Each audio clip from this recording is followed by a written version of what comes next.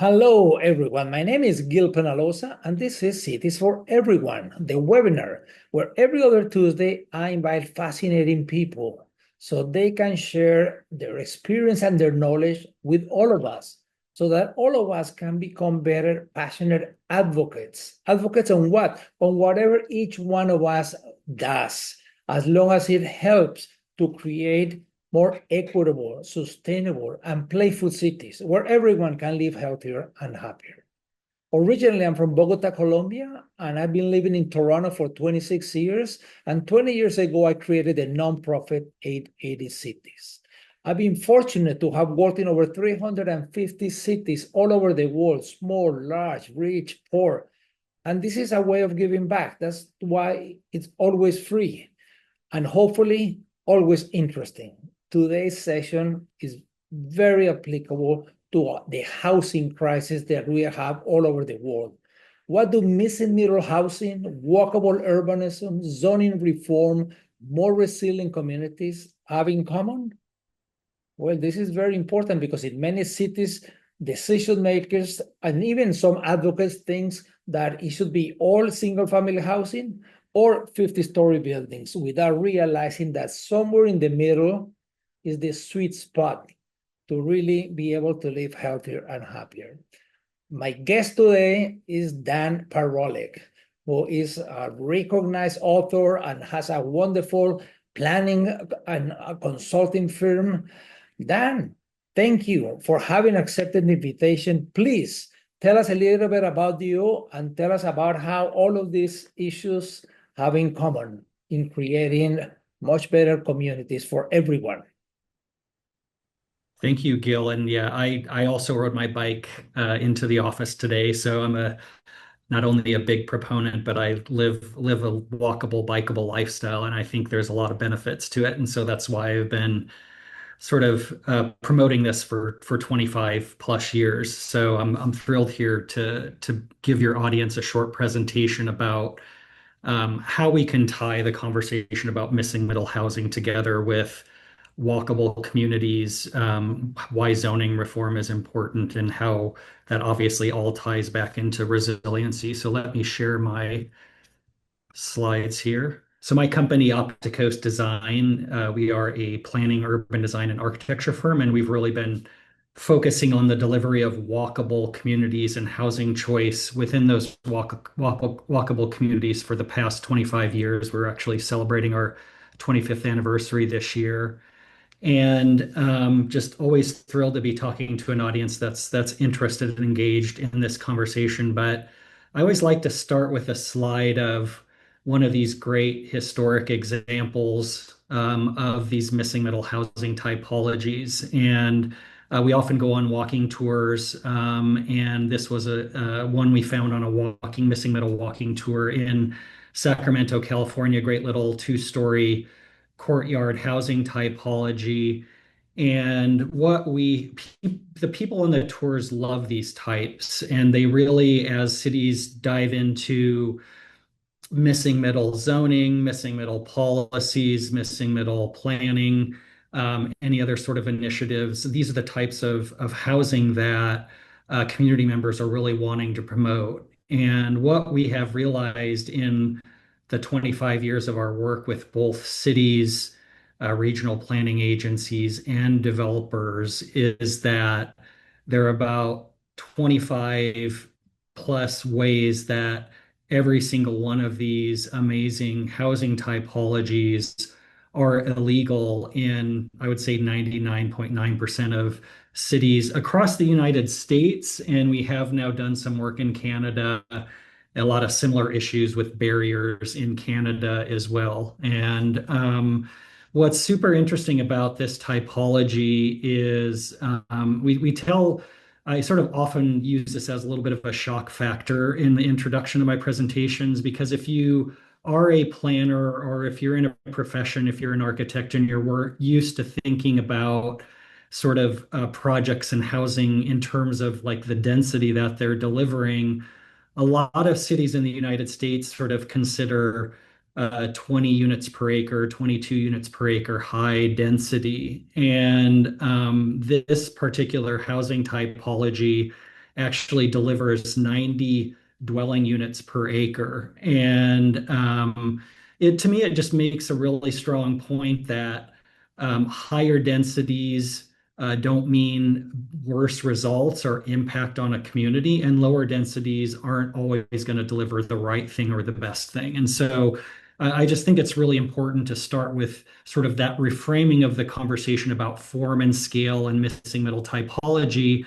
And then we're also going to talk about sort of taking that to, well, what does the neighborhood look and feel like, and how does it function that these missing middle typologies exist in? And so I'm just going to start really quickly to go through a series of conditions. There's currently really a perfect storm of conditions that are requiring every single one of us to step up and be part of a solution to the housing crisis and to the environmental crisis. And so let me just go through these really quickly today as a foundation to the conversation. I think it's no surprise, and as Gil mentioned, even in Canada's elections yesterday, housing was the number two topic. I would say that everywhere we now travel to or work in, they're having really extreme challenges with the delivery of housing at attainable and affordable price points. And there's just some in the United States, as an example, over a third of households are housing cost burdened, which means that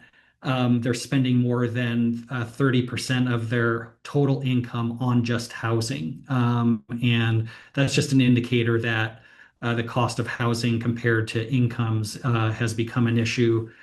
And so the second thing, and this is often not included in the housing conversation, I actually feel like it's just as important, because we can't just be delivering the same types of housing that have historically been delivered, but we need to be thinking differently about the neighborhood patterns and where these housing types are delivered. And the National Association of Realtors does a biannual preference survey that last year, when it was released, clearly demonstrated that over half of American households, 53%, would prefer to live in attached dwelling, like apartments, condos, townhouses, or what we would call missing middle, rather than single family if it meant that they could easily walk to shops and restaurants. So to me, this is just simply saying that we can't just deliver housing in the same way that we have historically, with a large percentage of single family homes in suburban auto-oriented contexts, but there is a real need and a real demand to deliver these houses and these homes in walkable neighborhood patterns. And then obviously we're all sort of dealing with the impacts of climate change, and obviously our development patterns and the way we deliver neighborhoods and homes, and whether we're infilling and revitalizing cities or growing at the edge of cities will impact greenhouse gas emissions. And just as one sample, transportation accounts for almost a third of all greenhouse gas emissions. So you can imagine if we could just simply give people housing in locations where they have those mobility choices, it will go a really long way to us achieving our goals of reducing our greenhouse gas uh, emissions. So this really, as I was thinking, talking to Gil about preparing for this presentation today, a lot of my presentations over the last 7, 8, 9, 10 years have really just focused on missing middle housing. But I thought that this was a really great opportunity, as me and my team have been thinking about this a little bit more broadly lately and reflecting on our work over the last 25 years to deliver walkable neighborhoods, is that the solution is not just housing or missing middle housing, which is obviously a key part of any housing sort of toolbox or solution, but the solution to a lot of these conditions that we're facing that I just went over are walkable neighborhoods. And it seems really basic in so many ways, but things I'm going to talk about today is like the many ways that it's actually illegal to deliver this, and what we can all be doing to step up and advocate for the removal of these barriers. So my focus today is going to be on both private sector solutions with developers, as well as public sector solutions with local agencies, regional planning agencies, and now state planning agencies, because the housing crisis has become so dire. And To me, the missing middle neighborhood, which I'll talk a lot about as a focus in my presentation today, is a sweet spot. It's the neighborhood with a nice, 1 or 2 block neighborhood main street with a mix of missing middle housing types, such as duplexes, like the ones you see in the yellow fourplexes, cottage courts, that deliver a broad range of types of housing and housing at different price points and mobility choices, right? And these missing middle neighborhoods have population densities, as we've analyzed and researched these, of about 8,000 to 11,000 people per square mile as a minimum. And why that's important is because those population densities are just those are really important to support transit options, mobility options, and also support the neighborhood main streets that I'm going to talk a little bit about today, within that 5 to 10 minute walk of residents of these communities.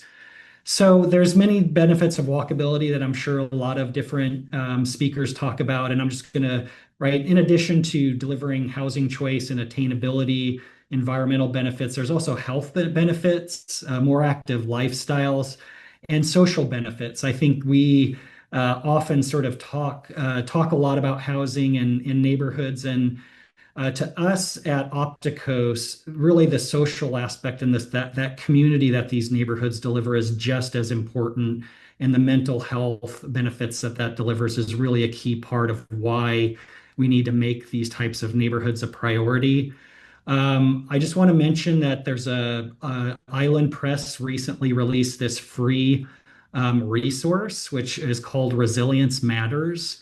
And within this, my contribution is a article called "Why Missing Middle Neighborhoods Are the Sweet Spot Between the City and the Suburbs," because there's been a lot of press since COVID about the cities are dying, the suburbs are thriving, and there's been this dialogue about the city versus the suburbs. And what all of those articles really miss is that there's not just one type of walkable urban place to live. There are sort of the major US city centers or Canadian or European city centers where there's high-rise buildings and great, urbanism in of itself, but there's a broad range of walkable living choices between that type of higher intensity downtown urban living and immediately defaulting to suburban as the only two choices. And so the challenge with this conversation is that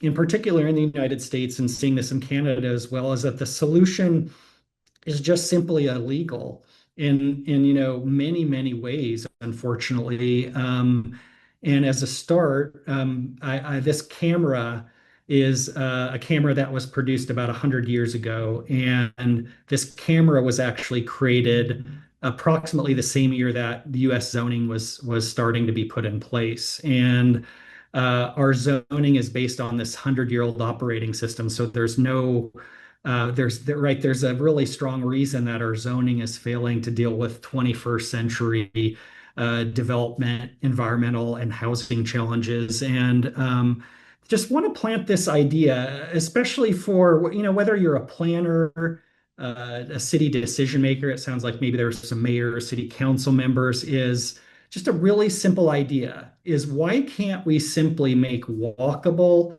healthily sustainable communities legal?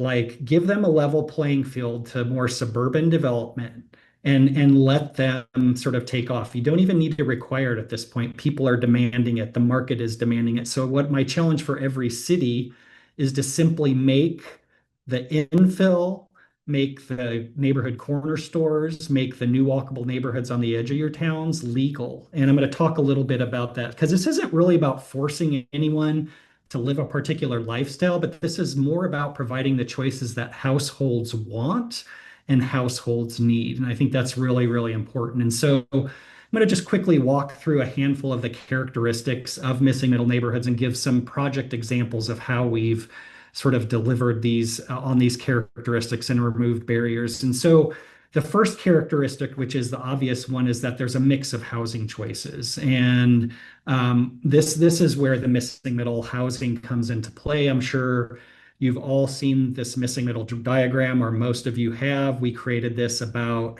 now 13 years ago.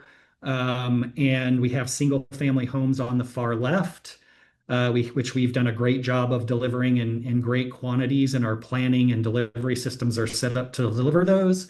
On the right-hand side, we have the 4, 5, 6+ story apartments and condominium buildings. Those are an important part of the housing solution as well.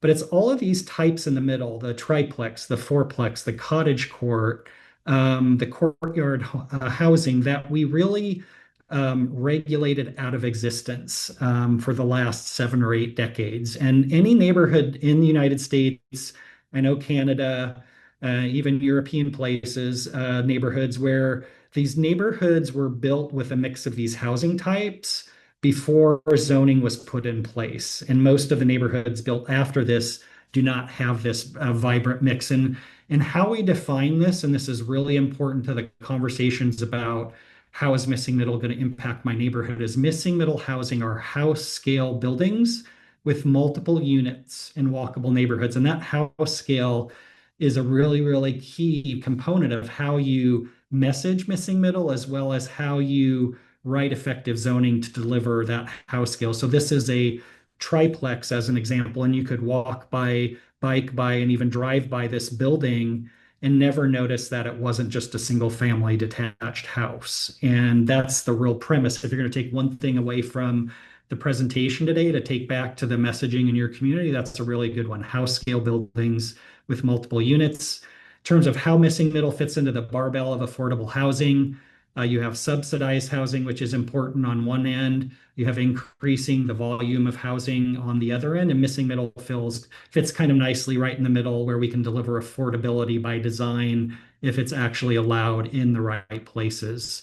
And then it's also really, really important, we're not just building housing, but thinking specifically about who are we building these housing types for, and what range of types are appropriate for what types of households. And that's a really key part of all of our work. And so I just want to talk a little bit about a process called the Missing Middle Scan and the Missing Middle Deep Dive that we came up with about 5 years ago to expedite the housing efforts so we could work in more cities across the United States. And we call this the diagnosis before the surgery. And this has been done in about 20 different places.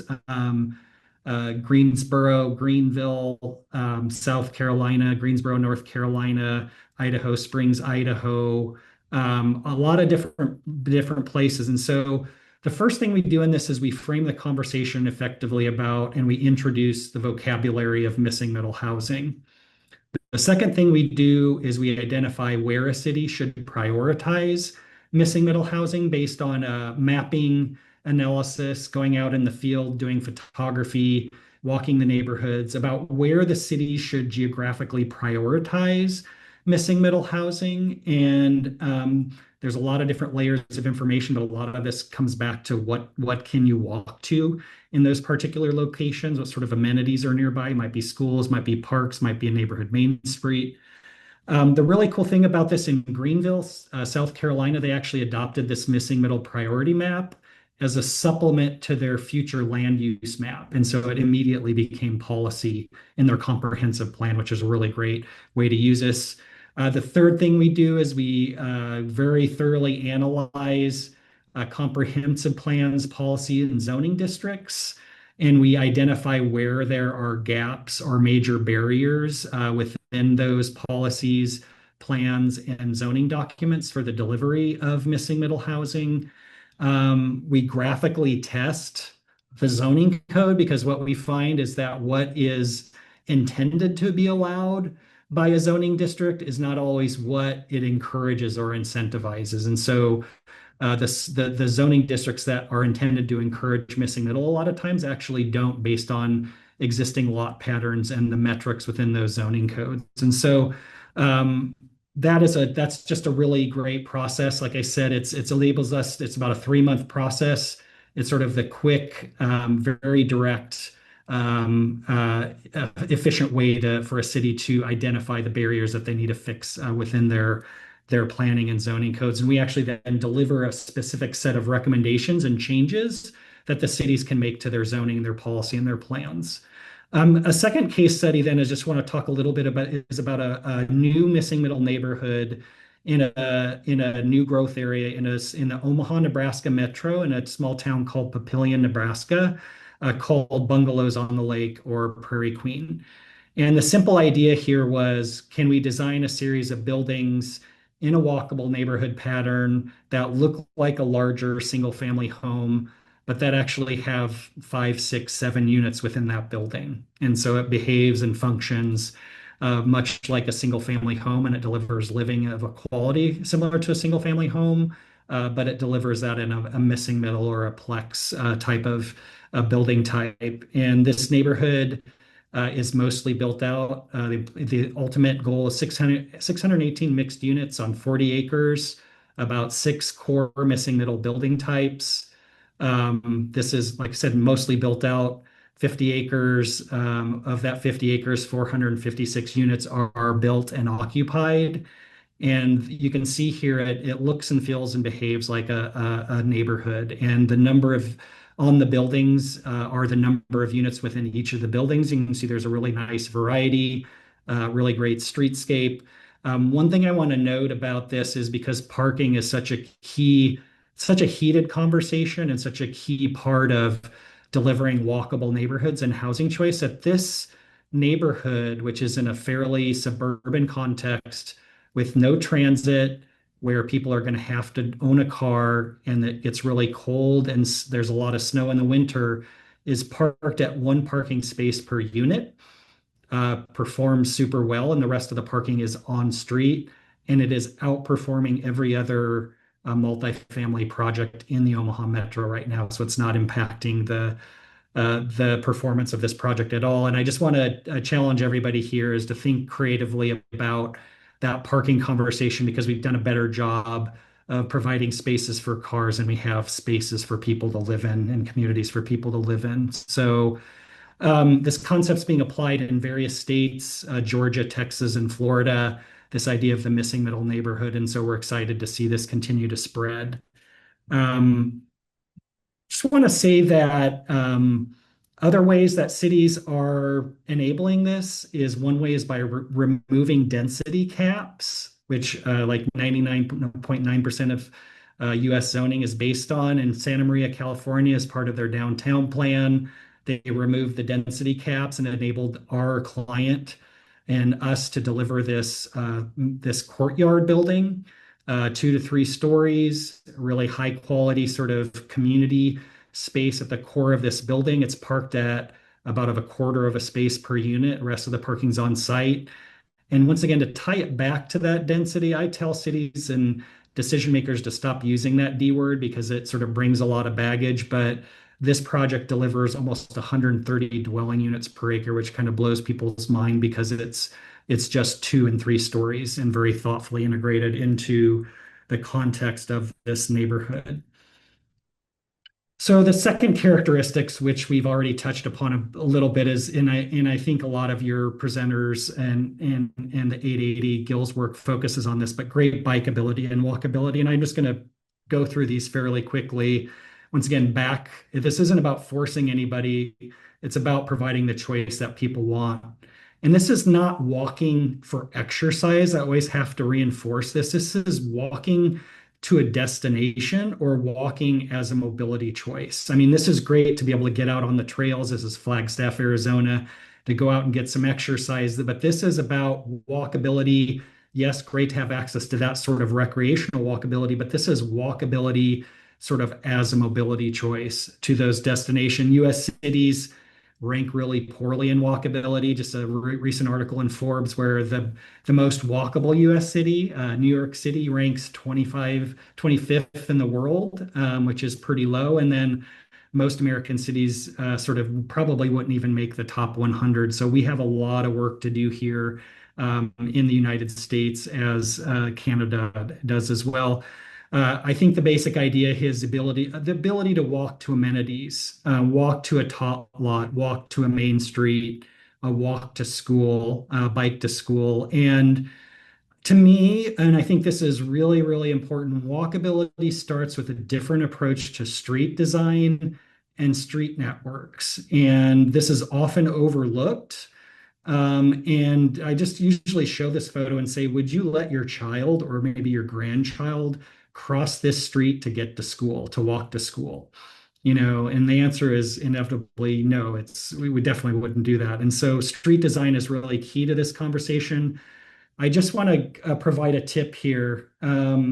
Complete streets policy and Vision Zero policy is really excellent, but what we're finding is it's not enough. You actually need, as a city, to prioritize the change in your engineering standards, your thoroughfare design standards, and your emergency access standards, because we recently worked in a community that had recently adopted Vision Zero policy, come streets police policy, but we had a really hard time getting pedestrian scaled streets integrated into a new neighborhood. And just as an example, that missing middle neighborhood in the Omaha, Nebraska metro, we were able to negotiate 28 feet curb to curb with traffic in both directions and parking on both sides. And in the latest project, I'm not going to name names here because I don't want to sort of throw anybody under the bus, but the fire chief was asking us to do 40-foot curb to curb and able to get two fire trucks side by side through that neighborhood. And you can imagine what that does to the speed of traffic and to the safety for pedestrians. And so a tip to take back to your community and to your local engineers is 28 to 30 feet curb to curb with on-street parking on both sides allowed by your standards? That would be a great question to ask your city staff members. And just in terms of being able to tackle this in a like a downtown planning environment, a revitalization effort, it's also really important. And this was part of a downtown plan that we did in Davis, California. And we worked with Fair and Piers on this project, a really great transportation and mobility firm, and prioritized a pedestrian network. We prioritized a bicycle network, and then really dove down into the details because in the street design, every extra foot in the travel lane matters because for pedestrian safety and even the turning radii, every 6 to 8, 9 inches of additional measurement on the turning radii also impacts pedestrian safety. And so one last tip is every city, the United States did this back in the 1970s. Most cities integrated one-way couplets to get people very quickly in and out of downtowns. And I think every city, if they haven't already done so, needs to dismantle and rethink those couplets because they are impacting of the quality of the experience in those environments and also impacting pedestrian safety as the traffic is typically pretty fast on those one-way couplets. Just want to talk about a few other really interesting things that the Opticos team has worked on or is working on currently. And once again, we've been focused on delivering walkable living for 25 years. And I'd say that 16 acre projects, the intent is to function as a pilot project to demonstrate there is a demand for car-free living. And currently has 21 local businesses that have been incubated inside of it, 300 residents living in it. And this is a photo of one of the courtyards that is kind of the outcome of this image design process behind me. This is a photo of the main plaza. Those ground floor spaces, those little shop fronts you're seeing are where we call them small business incubators. They leased up immediately. There's a long waiting list. There's sorts of under 1,000 square feet spaces for a small local business to be incubated. It is a design from a community, from a building type, and from an architecture and landscape standpoint that's 100% responsive to the extreme desert climate. So we based the patterns on studies of a lot of other desert context cities, and super, super interesting. Obviously, one of the challenges is always the battle with the fire department. And so we had to demonstrate in a package of how the fire and emergency could access every home within this community. And a lot of really simple things like orientation.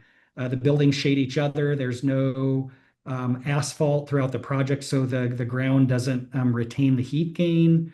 And this is a great quote from Charles Montgomery, the author of Happy City, who visited the project and actually told us that the project brought him to tears because he thought we had forgotten how to design this type of community. So I think that's probably enough of a glimpse of the project. And one of the most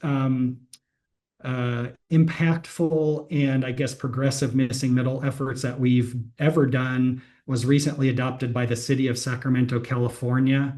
It was a really robust policy, public engagement, and zoning strategy and incentivization strategy. And these were the four primary documents. And I just want to note that displacement risk analysis was a key part of this particular process. It was a priority for the city council. And I hope that every single time we do this for a city now that becomes a priority as well. That work was done by Cascadia Partners, a really great collaborator of ours. And just want to note that the city of Sacramento eliminated density caps citywide, and we needed a more nuanced approach. We realized for incentivizing missing middle housing, and so we introduced sliding scale floor area ratio, which is FAR, which is basically the amount or the square footage of development that's allowed on a lot based on its lot size.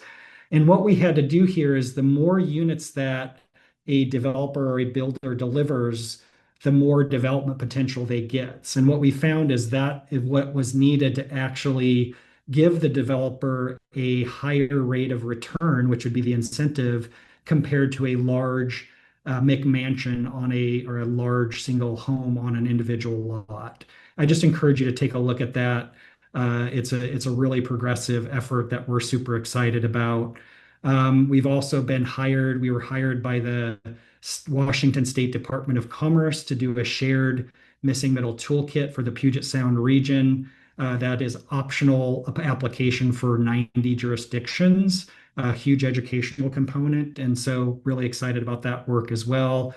We've done missing middle advocacy for the National Association of Home Builders. There's free downloadable resources that I encourage you to take a look at that are educational for community members about topics about rethinking density maximums, zoning for diverse housing choices, streamlining development review. And then we've had a 5+ year partnership with AARP, and a couple years ago released the free downloadable missing middle housing document of discovering and developing missing middle housing with ARP. And we've been doing walking tours, workshops, visualizations for state chapters all across the United States. And this is really important work we feel to reach a much broader audience in this conversation. So a few closing thoughts. I'm definitely a housing geek, a self-proclaimed zoning geek. This is what happens when I play Monopoly with my 15-year-old son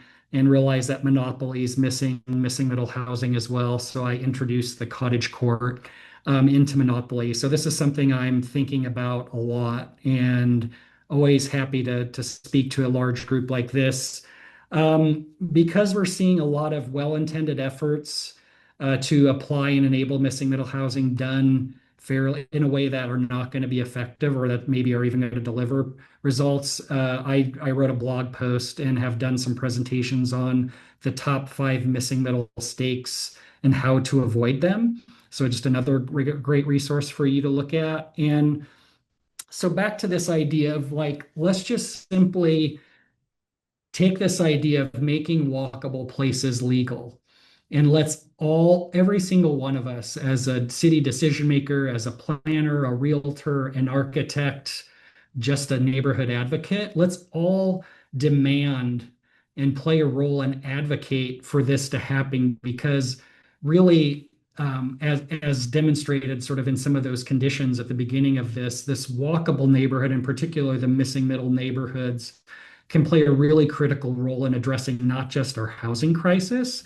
but can deliver sort of the condition of this gap between what American households want in what's being delivered, and can deliver houses in a neighborhood pattern that are more sustainable, that are healthier, and deliver a stronger social network for our community members. And really, this is about providing housing choices and providing living choices. And I think we can all play a role in stepping up and really demanding that these walkable places become legal.